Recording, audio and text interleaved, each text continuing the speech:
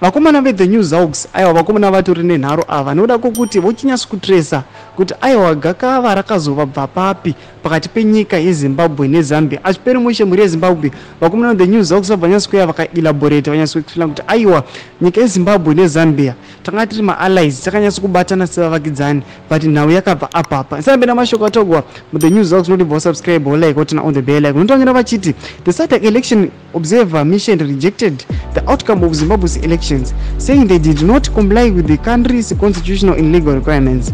It also said the polls failed to meet the SADC principles and guidelines governing democratic elections. Special meetings were subsequently held in Zambia and Angola, where the reports was adopted and endorsed.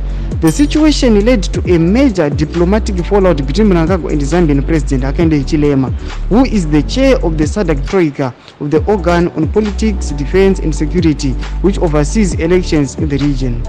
The head of the election observer mission to Zimbabwe, former Zambian Vice President Evers Mumba, was subjected to vicious attacks by ZANU-PF and Harare leaders, much to the chagrin of SADC leaders. However, Zambia resisted the intimidation and attacks, standing firm. Ndoma shikabuda pana zvins aiwa ndo pakabva kakava noda kuti aiwa Zambia ndo yanya kufambira nawo dzima fraud elections mike Zimbabwe ka drought. Aiwa these elections they fell short of the SADC guidelines and principles. Zvaita kuti Zimbabwe yakatanga ku attack Zambia but Zambia yakaramba yakasimuka yakamira still. Tudze mafunguro enyu muri kudi pamusoro pechitiko ichi ndo pari kuona kuti aiwa ndo pakabva kusawirirana. Pine comment section medu musanga no subscribe ku like, turn on the bell.